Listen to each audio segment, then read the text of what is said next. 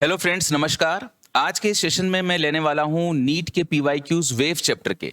Waves के अंदर हम लोग वाइब्रेशन ऑफ द स्ट्रिंग इसके क्वेश्चंस करने वाले हैं।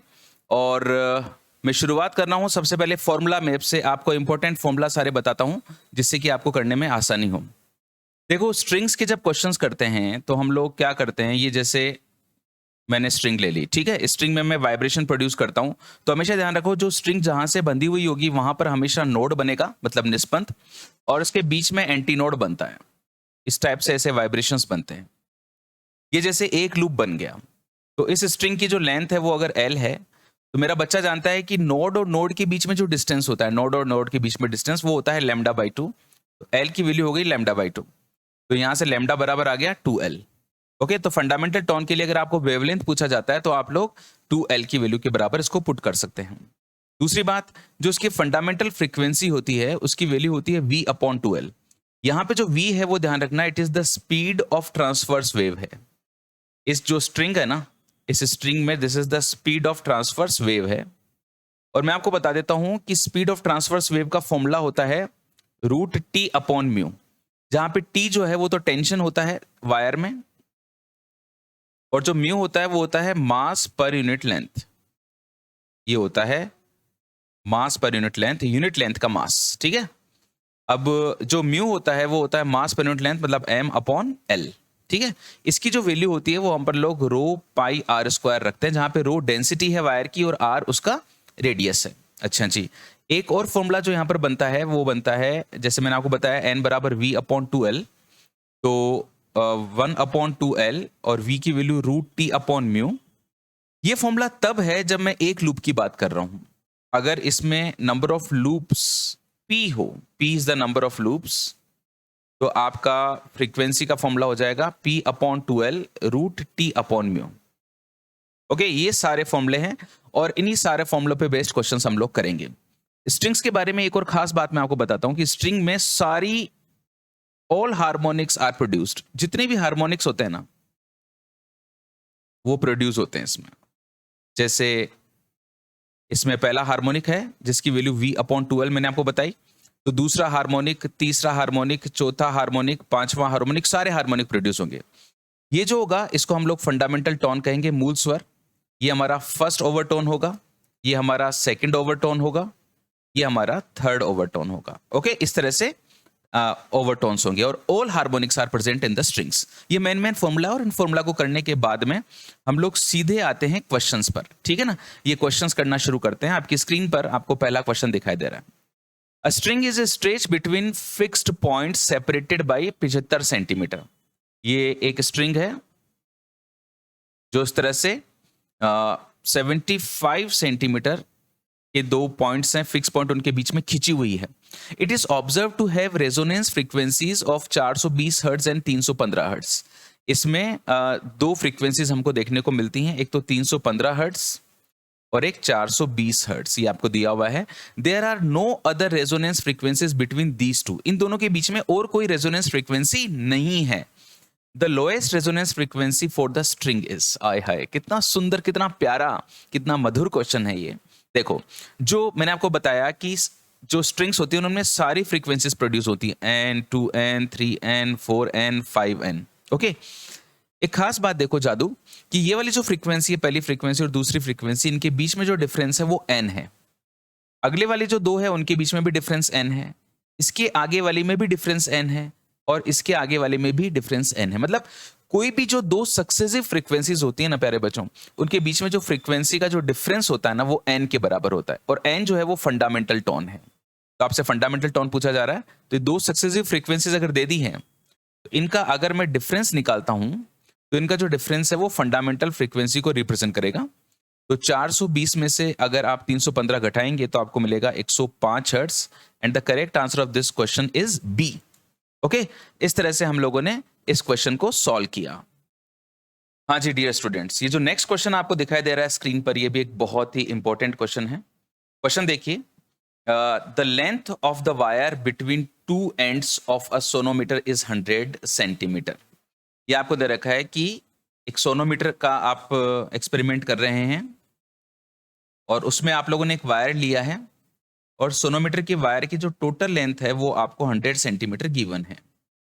What should be the position of the two bridges below the wire so that the three segments of the wire have their fundamental frequencies in the ratio 1:3:5? देखो आपको बोला गया कि यहाँ पे ब्रिजेस लगा दिए, एक ब्रिज यहाँ पे लगा दिया और एक ब्रिज यहाँ पे लगा दिया, और इनकी जो फंडामेंटल फ्रीक्वेंसीज हैं अगर मैं इनको N1, N2 और N3 बोलता हूँ, और ये वाली जो लेंथ है अगर मैं इसको L1, इसको L2 और इसको L3 बोलता हूँ, तो आप लोग जानते हो कि N इज इक्वल टू होता है V/2L। ओके, ये तो सबके लिए बराबर है, 2b सबके लिए सेम है, n इज प्रोपोर्शनल टू हो गया 1/L के, या मैं ऐसे कह सकता हूं कि L इज प्रोपोर्शनल टू हो गया 1/N के। तो मेरे को इनकी फंडामेंटल फ्रीक्वेंसीज का रेशियो दे रखा है, तो मुझे बताना है कि ये जो ब्रिजेस हैं ये कितनी कितनी डिस्टेंस पर होने चाहिए। तो मैंने ऐसे बोला कि भाई n इज प्रोपोर्शनल टू 1/, और L is proportional to 1/L, तो L1, L2 और L3 इन तीनों का जो रेशियो है वो 1/N1, 1/N2 और 1/N3 के बराबर होना चाहिए। ओके, तो चलिए बिल्कुल धैर्य रखते हुए हम इसको सॉल्व करते हैं। N1, ये N2 और ये N3 ऐसे लिख दिया मैंने। अब इनका जो कॉमन फैक्टर है बच्चों, इनको सबको पूरे को 15 से मल्टीप्लाई कर दो आप। अगर मैं इसको 15 से मल्टीप्लाई कर दूंगा तो मेरे पास में इन लेंथ का जो रेशियो है वो आ जाएगा 15:5:3।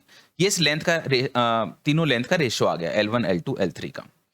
तो अब अगर इनका रेशियो ये आ गया है 15, 5 और 3, तो मैं ऐसे लिख सकता हूं कि अगर टोटल लेंथ की बात की जाए, अगर सबसे छोटा फैक्टर अगर मैं x मानता हूं, तो 15, 5 और 3 ये जो तीन वैल्यूज आई हैं, एक की लेंथ 15x, दूसरे की 5x और तीसरे की 3x, अगर इन सबको जोड़ूंगा तो मेरे को 100 सेंटीमीटर मिलना चाहिए, जो मेरे को क्वेश्चन में वायर की लेंथ दी हुई है।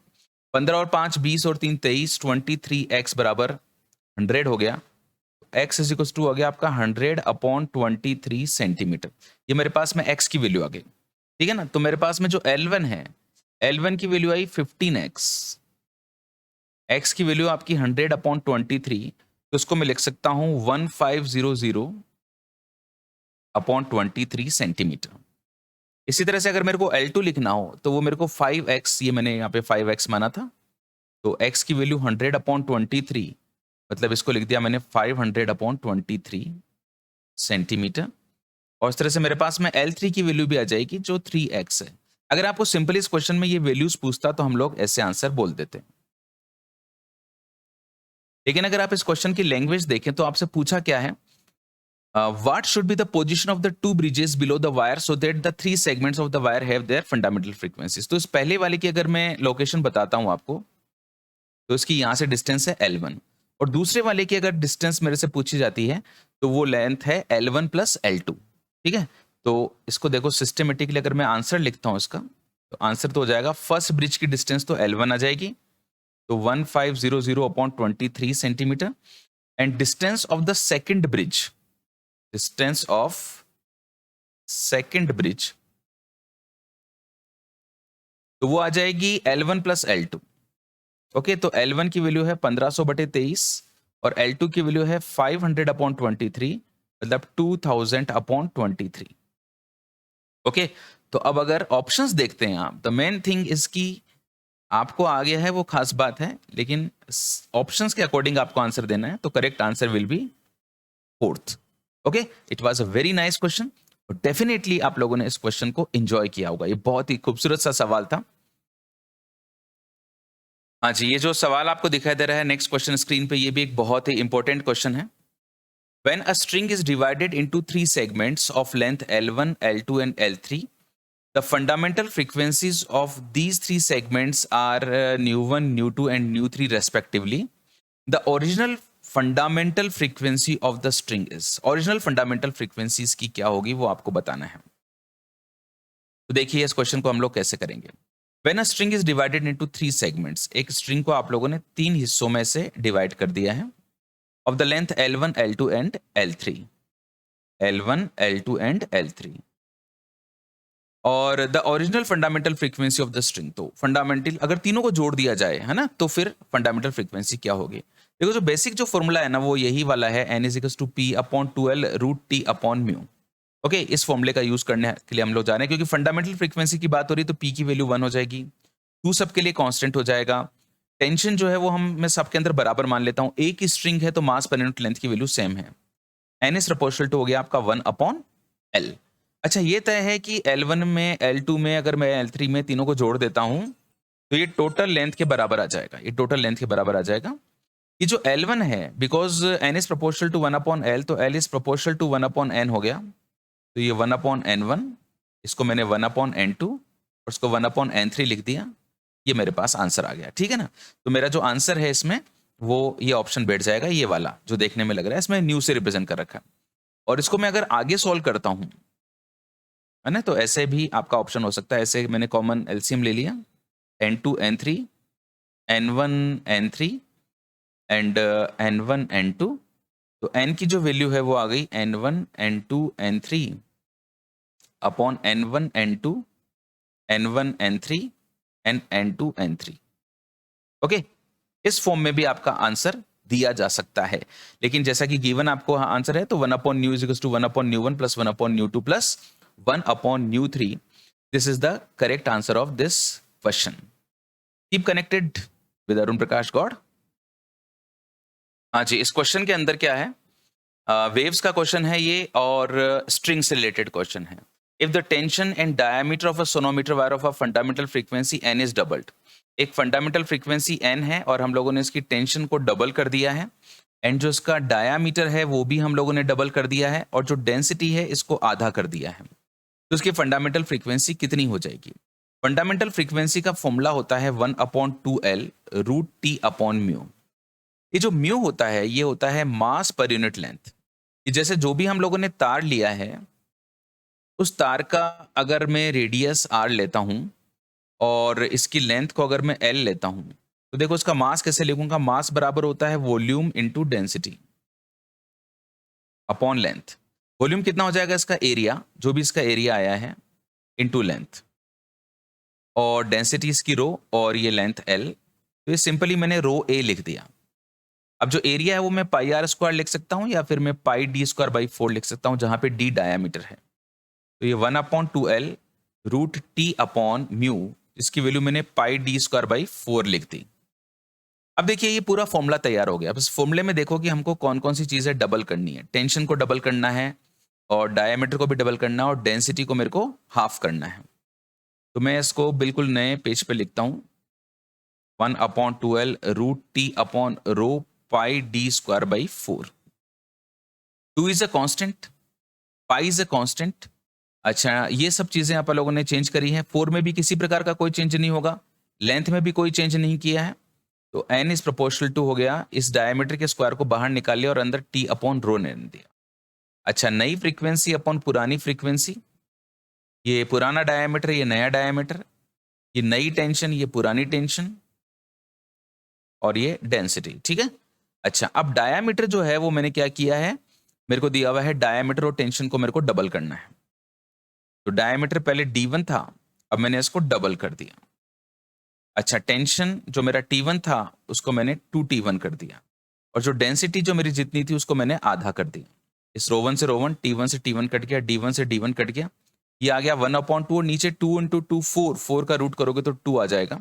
ये मेरे पास में 1 आ गया, मतलब रेशो 1 आ गया, मतलब n2 बराबर n1 रहा। किसी भी प्रकार का कोई परिवर्तन फ्रीक्वेंसी में मेरे को देखने को नहीं मिला, and the correct answer of this question is C. इसका क्वेश्चन का आंसर गया है सी, करेक्ट। ओके, बहुत बढ़िया। इसी तरह से मेहनत करते रहो, जरूर ईश्वर हमारा साथ देगा। हेलो फ्रेंड्स, देखो इस क्वेश्चन को, ये वेव्स का क्वेश्चन है, स्टैंडिंग वेव्स का क्वेश्चन है, स्ट्रिंग्स का क्वेश्चन है। Standing waves are produced in 10 metre long stretch string. एक खींची हुई रस्सी है जिसकी जो लंबाई है वो आपको 10 मीटर दे रखी है।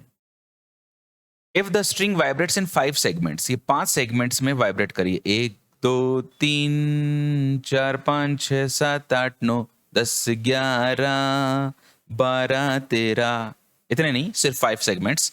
And wave velocity is 20 metre per second, the frequency is, तो उसकी फ्रीक्वेंसी कितनी होगी?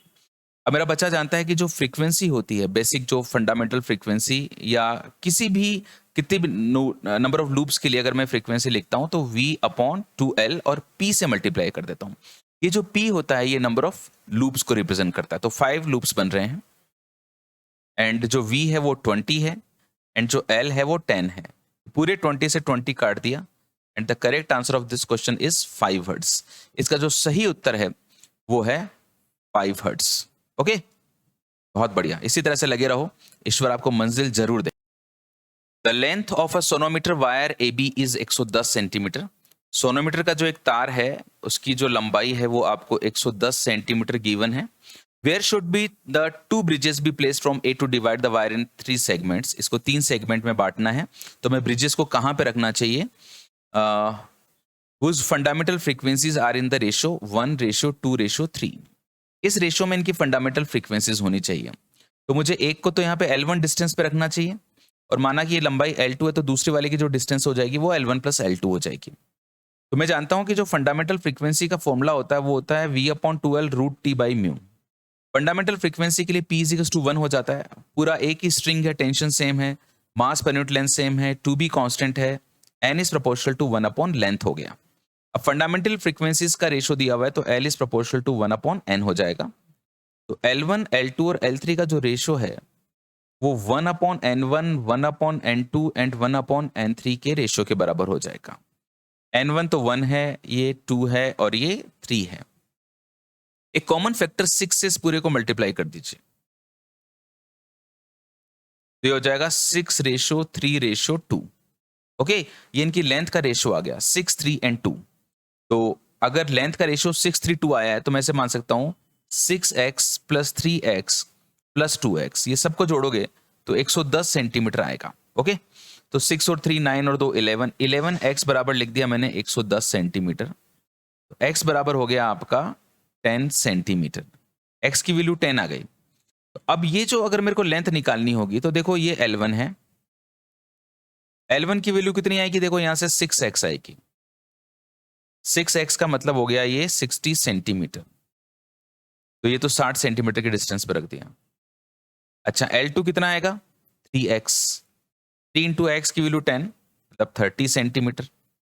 मतलब ये L2 आ गया आपका 30 सेंटीमीटर। तो अगर मैं पोजीशंस की बात करता हूं तो उसकी पोजीशन यहां से 60 है, तो उसकी 60 + 30 मतलब 90 हो गई, है ना। तो पोजीशंस अगर बात करता हूं तो मैं 60 और 90 आ गई हैं, और अगर मैं इनको लिखता हूं तो मेरा आंसर आ जाएगा 60 centimetre and 90 centimetre. This is the correct answer of this question. इस क्वेश्चन का सही उत्तर ये मिला हमको। ओके, बस इसी तरह से जुड़े रहिए आप अच्छे अच्छे सवालों के लिए अरुण प्रकाश गौड़ की इस प्यारी सी दुनिया। A wave of frequency 100 Hz travels along a string towards its fixed end. Okay, ये एक स्ट्रिंग का फिक्स एंड है और इसकी तरफ एक वेव चलती हुई जा रही है, और इस वेव की जो फ्रीक्वेंसी है वो आपको दी हुई है 100 hertz. When this wave travels back after reflection, यहाँ पे जाके इसका रिफ्लेक्शन वापस आती है, a node is formed at a distance of 10 centimetre. तो यहाँ से 10 सेंटीमीटर की डिस्टेंस पे मेरे को नोड मिलता है। आपको पता है हमेशा जो फिक्स्ड एंड होता है ना वहां पे तो नोड मिलेगा, और दूसरा जो नोड है आपको यहां पर मिल रहा है। दो सक्सेसिव नोड्स के बीच का जो डिस्टेंस होता है ना बच्चों, वो हमेशा λ/2 होता है। Distance between two successive nodes, दो सक्सेसिव नोड्स के बीच का जो डिस्टेंस होता है वो हमेशा λ/2 होता है। तो इसका मतलब λ/2 की जो वैल्यू है मेरे को 10 सेंटीमीटर दी हुई है। आपको बताना है the speed of the wave क्या होगा। तो आपने बोला कि सर λ = हो जाएगा 20 सेंटीमीटर। सेंटीमीटर को सबसे पहले हम लोग मीटर में चेंज कर लेंगे, तो 100 से डिवाइड कर दिया तो ये 1/5 मीटर आ गया। अब मुझे वेव की स्पीड निकालनी है, तो v = n λ होता है, और n जो है मेरे को 100 हर्ट्ज दिया हुआ है और λ is 1/5। So the correct answer of this question is 20 metre per second. इस क्वेश्चन का जो सही उत्तर है वो बनता है मेरे पास में 20 मीटर पर सेकेंड। ओके, इसी प्रकार की और बहुत सुंदर सुंदर बातों के लिए जुड़े रहिए आप अरुण प्रकाश गौड़ के साथ। A stationary wave is represented by y = a sin 100t and cos 0.01 into x, जहां पे y और a जो है वो मिलीमीटर्स में है, टाइम सेकंड्स में, और x मीटर्स में है। This is the important thing, the velocity of the wave is, किसी भी वेव की वेलोसिटी बराबर होता है ω/k, where ω is the coefficient of t and k is the coefficient of x. वैसे तो कोई भी स्टेशनरी वेव की वेलोसिटी पूछी जाती है तो वो 0 होती है, लेकिन स्टेशनरी वेव जिस वेव से मिलकर बनी है, जो प्रोग्रेसिव वेव है, उसकी वेलोसिटी यहाँ पर पूछी जा रही है। तो अगर मैं ये वेलोसिटी निकालता हूँ तो टी का जो कोएफिशिएंट है वो 100 है एंड एक्स का जो कोएफिशिएंट है वो आपका 0.01 है। क्योंकि एक्स मीटर्स में लिया हुआ है तो पॉइंट हटाया तो मैंने ये आ गया एंड माय आंसर इज 10 की पावर 4 मीटर पर second. This is the correct answer of this